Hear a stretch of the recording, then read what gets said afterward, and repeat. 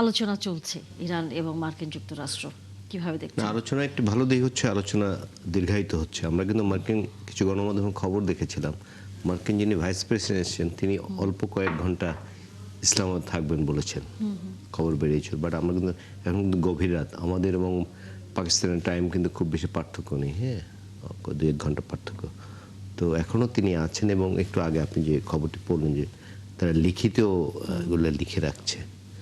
আমি আশা করতে চাই একটি সলিউশন হবে, কারণ আপনি দেখবেন যে দুই দেশ থেকেই বিপুল সংখ্যক লোক কিন্তু এসছে। পাকিস্তান, ইরান থেকে এসছে 86, সব সেক্টরের লোকজন নিয়ে এসছে। একইভাবে মার্কিন যুক্তরাষ্ট্র কিন্তু তাদের এক্সপার্টদের নিয়ে এসছে। তা আমরা আশা করতে চাই যে এটি সমাধান হবে, কারণ এই সমাধান ছাড়া আর কোনো বিকল্প নেই। কিন্তু আসলে কারণ আমরা জানি ইতিমধ্যে পুরো পৃথিবী ব্যাপী তেলের দাম বৃদ্ধি হয়েছে। তেলের দাম বৃদ্ধি পাওয়া মানে মুদ্রাস্ফীতি বাড়া, মুদ্রাস্ফীতি বাড়া মানে জনজীবনে কষ্ট। আমরা কিন্তু ফিল করছি। একটু আগেও দেখলাম তেলের লাইন নিয়ে খবর এসে, আমাদের এখান তো তেলের যে কোনো পাম্পে আপনি যাবেন দেখবেন দীর্ঘ লাইন। যদিও আমি সরকারকে ধন্যবাদ জানাতে চাই এই সুযোগে, এই বিপর্যয়ের মধ্যে তেলের দাম বাড়ায়নি কিন্তু, ঠিক সরকার অনেক ভর্তুকি দিতে হচ্ছে এখন, কিন্তু তারা কিন্তু তেলের দাম বাড়ায়নি। এটি ভালো দিক, কারণ তেলের দাম বাড়লে সব পণ্যের দাম বেড়ে যাবে, আমরা যেসব সেবা পেয়ে থেকে সব কিছু দাম বাড়বে। সুতরাং আমি যে কথা থার্ড অর্ডার একজন মানুষ হিসেবে, একজন নাগরিক হিসেবে আমি যেটা বলতে চাই যে যুদ্ধ বন্ধ হোক। এবং কেন জানি আমার মনে হচ্ছে যুদ্ধটি বন্ধ হয়ে যাবে, কারণ এরকম একটি অফ দ্য রেকর্ড আমরা কিছু কথা শুনি যে মার্কিন যিনি প্রেসিডেন্ট তিনি চাচ্ছেন যে কোনো উপায়ে যুদ্ধ থেকে বেরিয়ে যেতে। এবং আপনি জানেন যে তাদের খুব ঘনিষ্ঠ মিত্র যাদেরকে সঙ্গে নিয়ে যুদ্ধ করেছে ইসরায়েলের কথা এক্ষেত্রে তিনি কিন্তু খুব পাত্তা দেন। ইসরায়েল এবং দুটি আরব দেশ, আমি এই স্টোরিতে নাম বলতে চাই না, তারা কিন্তু যুদ্ধ বন্ধ চায় না, তারা চায় ইরানের ধ্বংস।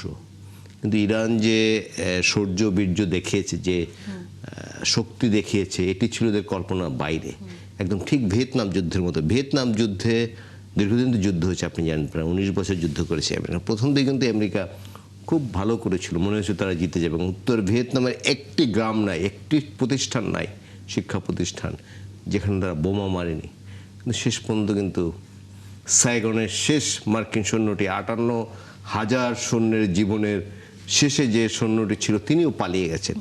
ইরানেও একই অবস্থা হয়েছে। আমরা জানি গালফ কান্ট্রিগুলোতে যে ইরানের বেজগুলো, আমেরিকার বেজ রয়েছে, সে বেজ কিন্তু ব্যাপক ক্ষতিগ্রস্ত। বা ওয়েস্টার্ন মিডিয়া কিন্তু এগুলো দেখায় খুব কম। ইরানে কি ধ্বংসযজ্ঞ হয়েছে, ইরানে কি ধ্বংস করে, সেগুলো বেশি দেখায়। এবং আপনি জানেন যে পুরো বিশ্ব মিডিয়া যতগুলো আছে সব কিন্তু ইসরায়েলের পক্ষে, ইসরায়েলের বিপক্ষে কেউ কিছু বলতে চায় না, যেমন মার্কিন প্রশাসন বলতে চায় না কিছু, ঠিক। কিন্তু অনেক ধ্বংসযজ্ঞ হয়েছে। ইসরায়েল কিন্তু একটি ছোট্ট জায়গা, 20,000 কিলোমিটার, বাংলাদেশেরও 8-9 ভাগের 1 ভাগ, ছোট্ট একটি জায়গা। সেখানে কিন্তু ঘনবসতিপূর্ণ, সেখানে একটি ক্ষেপণাস্ত্র বা একটি ড্রোন পড়লে কিন্তু ব্যাপক ক্ষয়ক্ষতি হয়। বাট ইরান কিন্তু বিশাল, বাংলাদেশ থেকে কয়েক গুণ বড়, 14 গুণ না 15 গুণ যেন বড়, এই হিসাবটা আমি ভুলে গেছি। ইরানে কিন্তু অত ক্ষয়ক্ষতি হচ্ছে। আপনি দেখবেন যে বহু কিছু করেছে, কিন্তু 2000 মানুষ কিন্তু এখনো মারা যায়নি, কারণ রাজধানী তেহরান ছেড়ে অনেক মানুষ অন্যত্র গিয়ে আশ্রয় নিয়েছে। সুতরাং ক্ষয়ক্ষতি কিন্তু বেঁচে, বরং এখন যদি বাস্তবতা মুখ রক্ষার জন্য আপনি দেখবেন ইরান যে 10টি শর্ত দিয়েছে, মাহফুজ ভাই এখানে আছেন, তিনি খুব ভালো বলতে পারেন। ইরান যে 10টি শর্ত দিয়েছে, সেই শর্ত কিন্তু এক ধরনের শর্ত মেনেই কিন্তু আমেরিকা বসছে।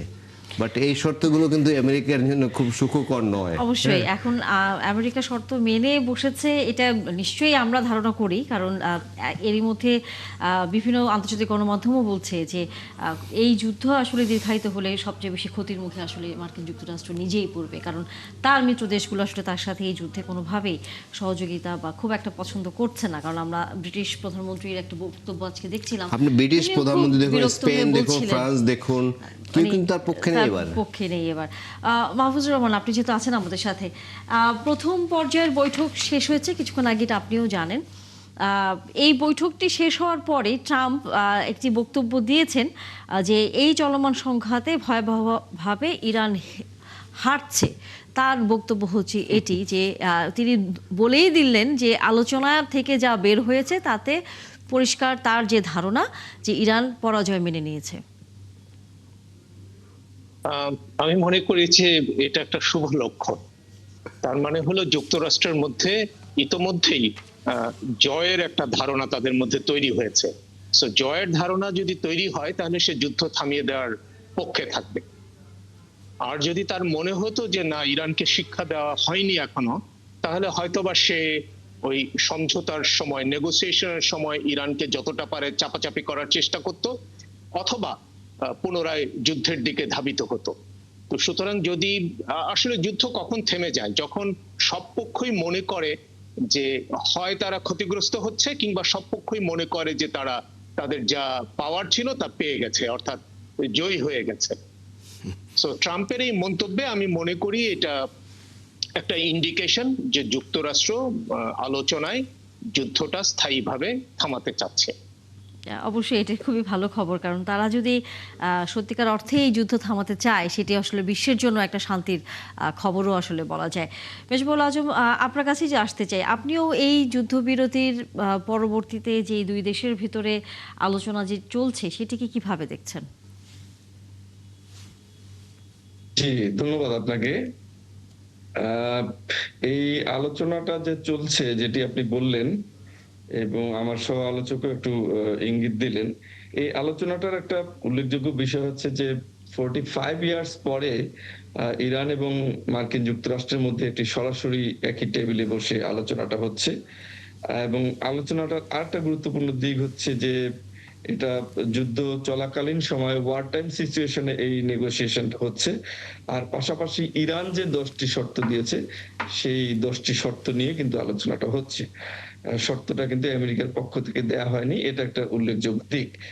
আচ্ছা, এই দিকগুলো যদি আমি বিশ্লেষণ করি, তাহলে এখানে যুদ্ধটাকে পুরোপুরি বিশ্লেষণ করলে যে বিষয়টা এই মুহূর্তে দাঁড়াচ্ছে, যে এটা একটা সামরিক দিক থেকে যুদ্ধটা ঠিক যতটা না গুরুত্বপূর্ণ, তার চেয়ে স্ট্র্যাটেজিক, বিশেষ করে ইরানের জিও স্ট্র্যাটেজিক যে ইম্পর্টেন্স, এই বিষয়টা এখানে মুখ্য হয়ে দাঁড়িয়েছে, যেটাকে যুদ্ধবিদ্যার ভাষায় অনেক স্ট্র্যাটেজিস্ট এটাকে বলেছে যে মিলিটারি হার্টিং স্টলমেন্ট, যেটাকে বলা হয়, যেখানে একটা আপনার স্ট্র্যাটেজিক ডেডলক তৈরি হয়। এখানে কিন্তু আমার কাছে মনে হচ্ছে যে একটা স্ট্র্যাটেজিক ডেডলক তৈরি হয়েছে, এই সেন্সে যে আসলে ট্রাম্প যে বক্তব্যটা দিয়েছে যে বিজয়ী হয়েছি, এই বক্তব্যটা যতটা রিয়েলি মানে সামরিক পয়েন্ট অফ ভিউ থেকে, তার চেয়ে বেশি হচ্ছে এটা হচ্ছে রাজনৈতিক, যে ট্রাম্পকে দেখাতে হবে যে তিনি পরাজিত হন নাই, তিনি জিতেছেন। কারণ ট্রাম্পের উপরে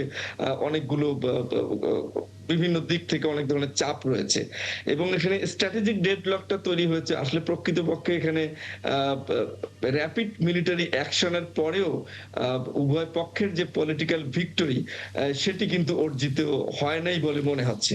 তো এই ধরনের সিচুয়েশন যখন কোনো যুদ্ধে তৈরি হয়, তখন সাধারণত একটা নেগোসিয়েটেড সেটেলমেন্টের মধ্য দিয়ে যুদ্ধটার অবসান ঘটে।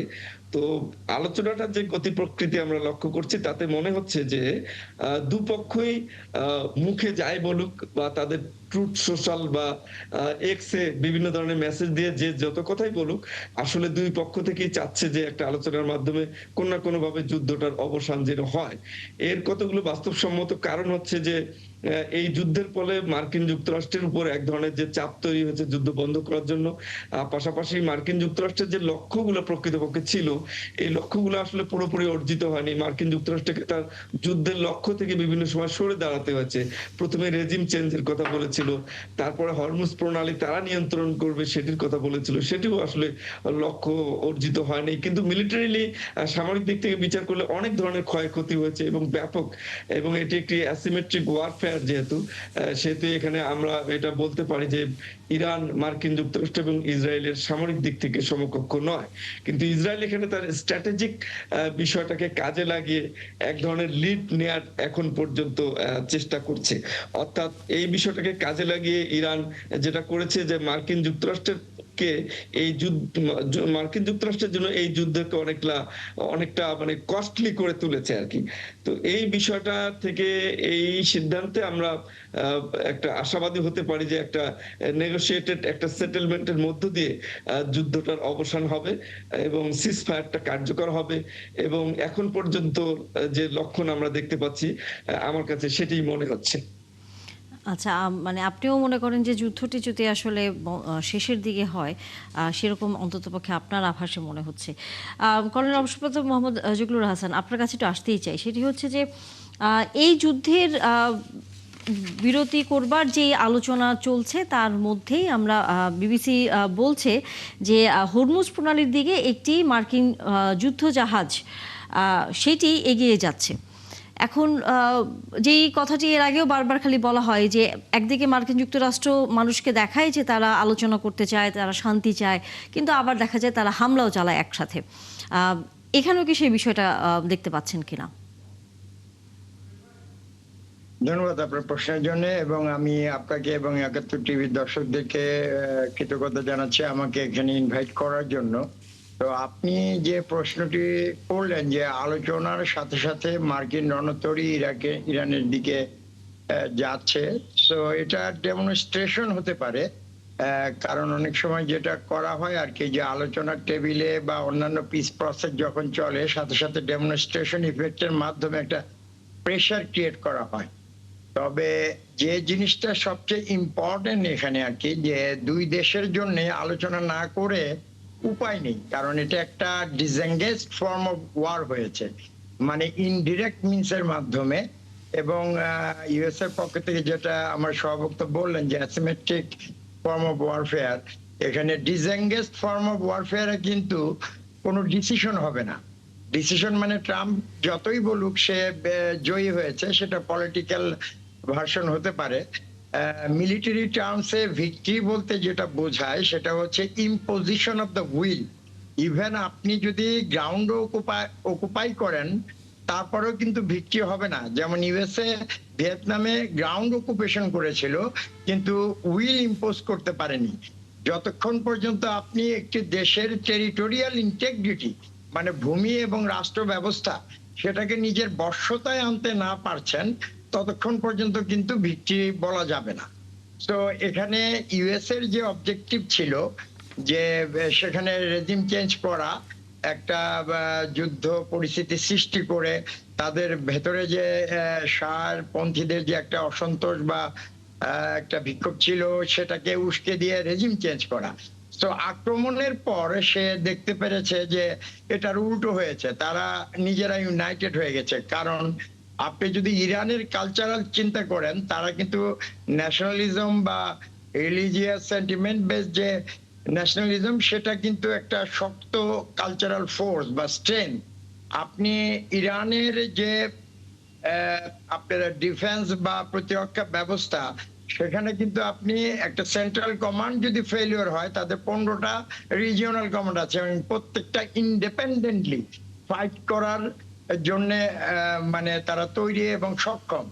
তারপরে ধরেন যে কাশেমি, জেনারেল কাশেমি যে মারা গিয়েছিলেন, তিনি হামাস হুতু এদেরকে নিয়ে যে একটা সিস্টেম ওখানে বা একটা যুদ্ধ ব্যবস্থা করেছিলেন, তারা যদি ইভেন ইরানের মেইন ভূখণ্ডে যদি তাদের সেন্ট্রাল কমান্ড এবং ওই 15টা রিজিওনাল কমান্ড তারাও যদি মানে ব্যর্থ হয়, সেই ক্ষেত্রে কিন্তু এই নন স্টেট অ্যাক্টর যারা আছে হামাস হুতু এরা মিলে কিন্তু এই ওয়ারটাকে কন্টিনিউ করতো এবং এটা তখন একটা প্রোটেক্টেড ওয়ারে চলে যেত দীর্ঘমেয়াদী, যেটাতে কোনো ডিসিশন ছাড়া এই যুদ্ধ চলতে থাকতো।